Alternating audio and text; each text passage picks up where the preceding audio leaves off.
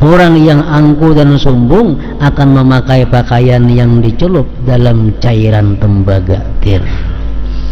Nah ini semuaan adalah orang-orang yang mati kada bertobat kepada Allah Subhanahu wa ta'ala sehingga mati membawa dosa.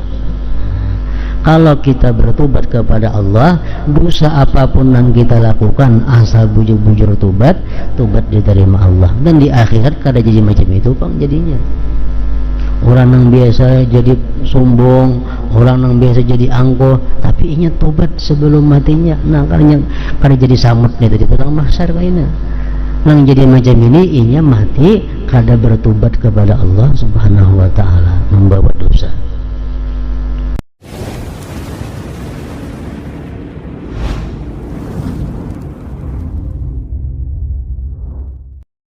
Bismillahirrahmanirrahim. Yauma tashaqqaqul ardu anhum sira'a dzalika hasyrun 'alaina yasir. Yaitu pada hari bumi terbelah-belah menampakkan mereka, lalu mereka keluar dengan cepat. Yang demikian itu adalah pengumpulan hasyar yang mudah bagi kami. Allah mudah mengumpulkan seluruh makhluknya ini di suatu tempat yang bernama mahsyar. Itu kada sulit mengumpulkan. Dalam sebuah hadis disebutkan yuhsyarun nasu yaumal qiyamati ala ardin bayda'a afra'a ka kursin naqiyyin laisa fiha mu'lamun li ahad.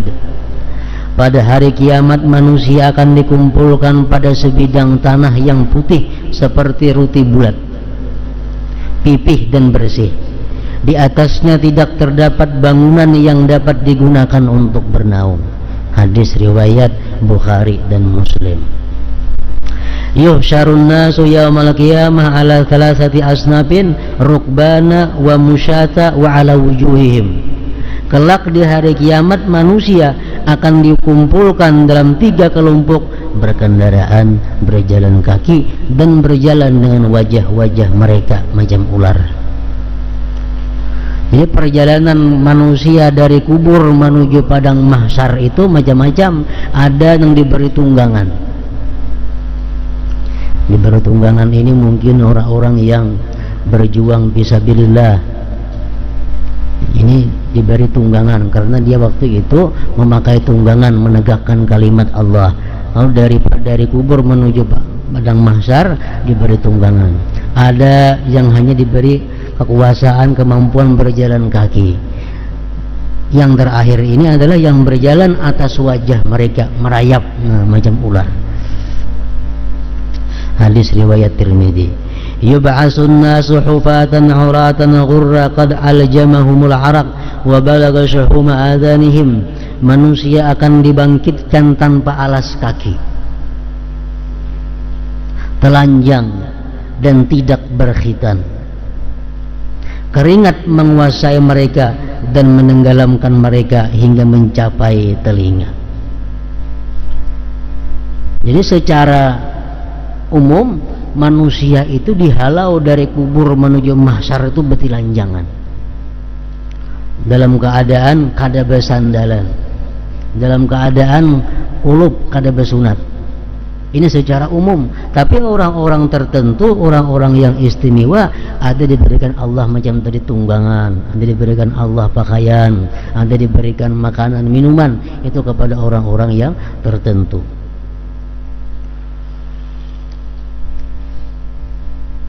Keringat menguasai mereka dan menenggelamkan mereka hingga mencapai telinga. Imam Al-Ghazali mengatakan dalam Ihya Ulumuddin, orang-orang yang di dalam dunia ini berkeringat karena sembahyang. Orang-orang yang dalam dunia ini berkeringat karena berjuang fisabilillah. Orang-orang yang dalam dunia ini berkeringat karena membantu saudara-saudaranya yang muslim.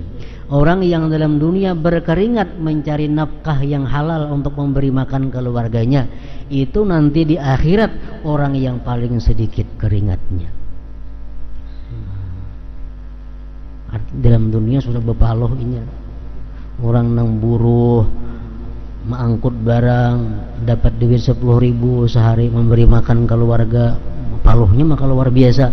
Nah itu di akhirat kaina kata bepaluh lagi. Kenapa? Dalam dunia sudah tiis paluhnya, gantiannya orang yang sembahyang tapaluh. Nah di akhirat nanti itu mengurangi paluh atau keringat yang ada di padang mahsyar. An-nisa mukhtalitatun birrijal, kaum wanita bercampur dengan kaum laki-laki. Kada bahalat lagi, kada berinding lagi, mana laki-laki, mana bini-bini, jadi satu berkumpul. Yuhsyarun nasu ajwa'a ma kanu qattu wa a'ra ma kanu qattu wa ansaba ma kanu qattu. Faman at'ama lillah at'amahullah, wa man saqa lillah saqahullah, wa man kasa lillah kasahullah, wa man amila lillahi kafahullah. Wa idza ukhriju min quburihim umiru bil masiri ilal mahsyar.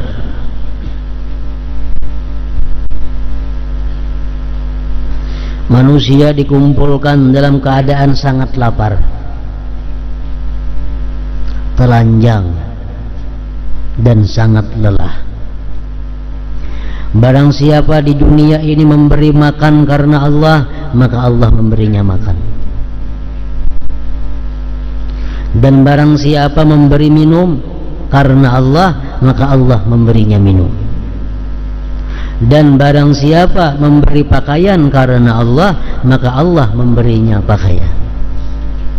Dan barang siapa beramal karena Allah, maka Allah akan mencukupi kebutuhannya. Setelah dikeluarkan dari kubur, mereka diperintahkan menuju padang mahsyar. It'amut ta'am, memberi pakaian, memberi makanan, memberi minuman, memberi pakaian, itu jangan didampingi, disampingi lawan kebiasaan kita. Kita biasa memberi makan orang, kita biasa memberi minum orang, tapi imbah bahaul. Nah itu lain itu. Orang diundang ke rumah, suruh membaca tahlil, suruh membaca muqaddam, bertengah jam, hanya diberi makani. Itu orang itu biasa lawan kita, bukan kita yang memberi makani orang, tapi sebaliknya. Kita menyuruh orang menggawi ini, menggawi itu, kita barinya pakaian, itu bukan memberi pakaian, ngaran itu memberi upah. Yang dimaksudkan dengan hadis memberi makan, memberi minum, memberi pakaian ini adalah semata-mata kadada kepentingan, kadada keuntungan di dunia dan kembali kepada kita. Nah itu memberi makan. Kita kira orang datang makanan, kita unjuk orang pakaian pakai. Jangan ada iming-iming, tolong doakanlah aku memberi ini. Jangan tolong doakan, karena jadi memberi pakaian ngarannya. Nah, jadi memberi pakaian, memberi makanan, memberi apa tadi itu manfaatnya kadada kembali kepada seorang dalam dunia ini. Bilanya kembali kadada masuk marahnya dalam memberi makan, memberi minum, memberi pakaian tadi.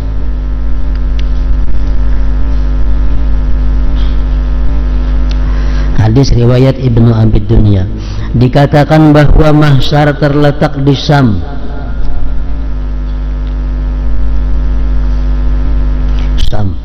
Syam itu wayah ini beberapa negara. Dahulu Syam itu satu negara, pusat pemerintahan Islam itu andaknya di Syam dahulu. Syam itu termasuk dahulu Suriah, termasuk Palestina, termasuk Syam. Nah wah ini dibagi-bagi orang sudah, Suriah lain, Palestina lain. Dahulu Syam itu luas. Menurut ada hadis yang mengatakan bahwa padang mahsyar itu nantinya andaknya di Palestina sana, daerah Syam itu. Dan manusia akan digiring ke padang mahsyar dengan api yang keluar dari sebuah dasar di negeri Adan atau di sebuah lembah di pinggiran Hadramaut yang bernama Barhut. Barhut itu adalah merupakan sumur muara api di neraka. Orang yang beramal salih akan berbahagia dengan amalnya, sedangkan orang yang jahat akan menderita karena amalnya. amal-amal jahat itu dipikulkan ke punggungnya. Wa hum yahmiluna awzarahum ala zuhurihim, dan mereka memikul dosa-dosa mereka di atas punggungnya. Wala yahmilunna asqalahum wa asqalan ma asqalihim, dan sesungguhnya mereka akan memikul beban dosa mereka dan beban-beban di samping beban-beban mereka sendiri. Orang-orang yang mensunnahkan kejahatan, orang-orang yang memulai perbuatan kejahatan, dituruti oleh orang, dicontoh oleh orang. Nah, ini di samping inyakannya di akhirat menanggung dosanya sendiri, juga menanggung dosa-dosa orang yang mengerjakan sesuai yang ia contohkan itu. Makanya ujar Nabi kita, setiap ada pembunuhan di dalam dunia ini, maka Kabil anak Nabi Adam dapat securit bagiannya. Kenapa? Karena Kabil pertama kali yang mengajarkan pembunuhan kepada manusia. Nah, itu mana menanggung dosa seorang sudah, dan lagi dosa-dosa orang lain. Diriwayatkan bahwa orang-orang yang sombong akan dikumpulkan di padang mahsyar dalam wujud semut. Artinya apa? Orang yang sombong di dalam dunia, orang yang merasa besar di dalam dunia, itu di padang mahsyar karena dibalik Allah menjadi halus kayak samud yang diinjak-injak oleh orang-orang saleh dan durhaka. Orangnya banyak, ini halus kayak samud, jajak orang macam-macam. Itu orang dalam dunia merasa dirinya gana, merasa dirinya besar. Orang yang suka mengadu domba namimah akan dikumpulkan dalam rupa kera, warik. Orang yang suka mengadu domba. Orang yang mencari harta dengan cara haram, menarik pungutan liar, dan ia yang hidupnya bergelimang dengan hal-hal yang haram akan dikumpulkan dalam rupa babi. Manusia cuma muha kayak babi. Orang yang suka riba akan dikumpulkan dalam keadaan terbalik, kepala di bawah dan kaki di atas. Kemudian ia akan disirit dalam keadaan demikian. Ini beluman lagi terjadi hisab, beluman lagi ditimbang amal, beluman lagi siratal mustaqim. Ini hanya adalah berkumpul di padang mahsyar menunggu keputusan.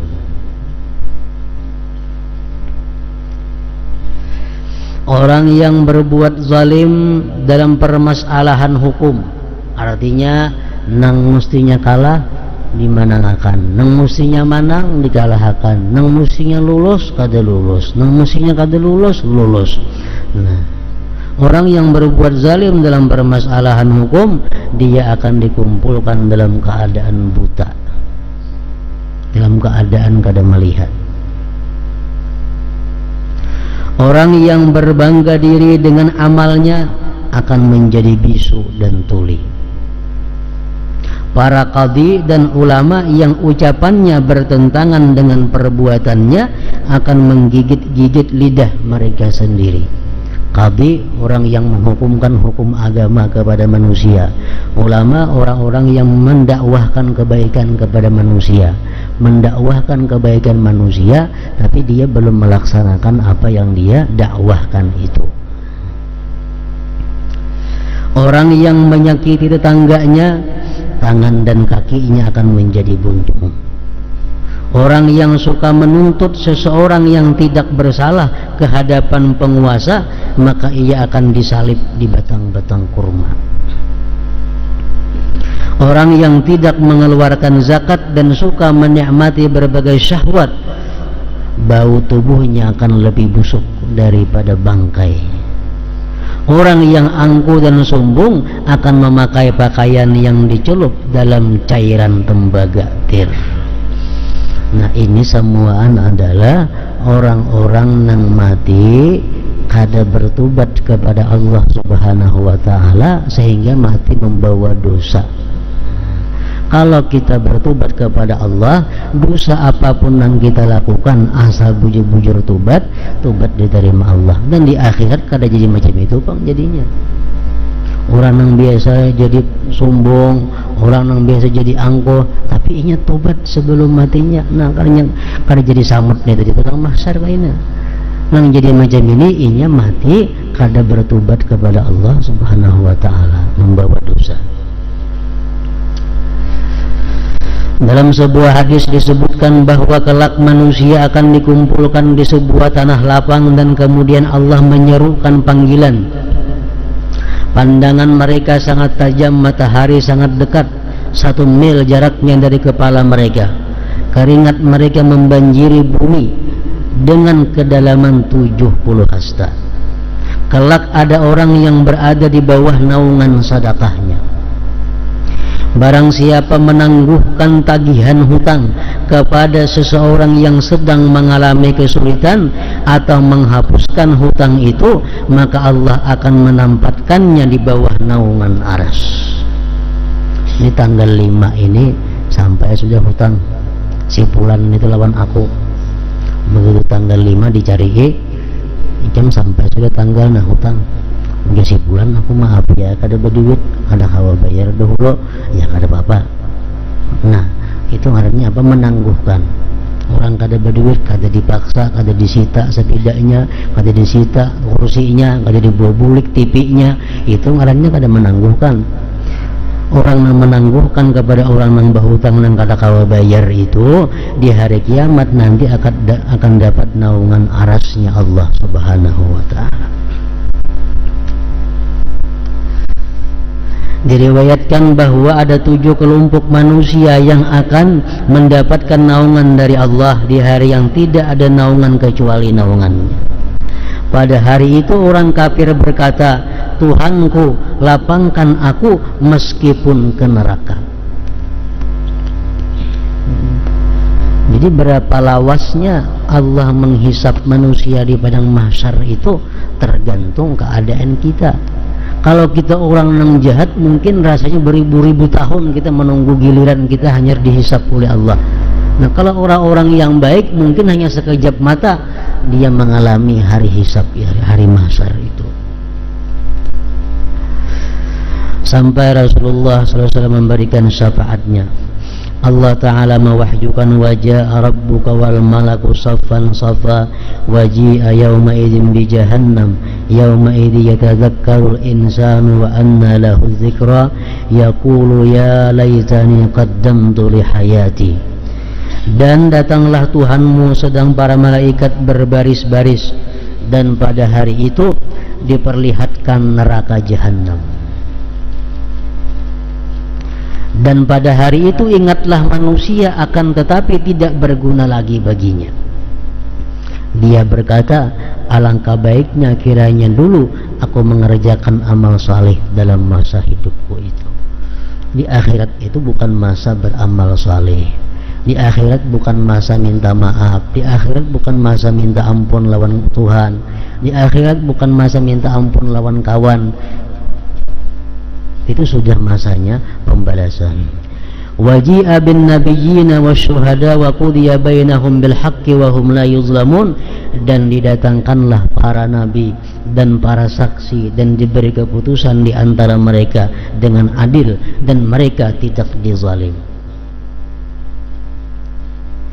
Wa taral malaikata hafina min haulil arsy yusabbihuna bihamdi rabbihim wa qudiya bainahum bil haqq wa qila alhamdulillahi rabbil alamin.